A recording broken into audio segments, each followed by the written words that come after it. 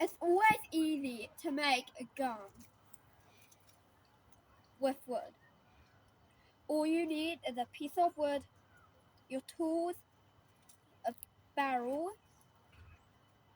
nails, hammer, a handsaw. First step is to get your piece of wood and draw the gun. Next step is to take your handsaw, saw down, and then cut it at a diagonal. Next step is to cut at a diagonal, and then cut at diagonal again. That has the butt of the gun half done.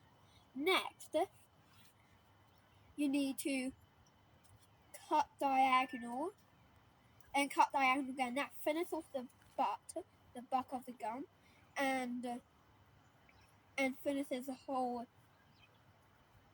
part of the gun except for the barrel. Next, you take your barrel, drill holes, put nail or screw in.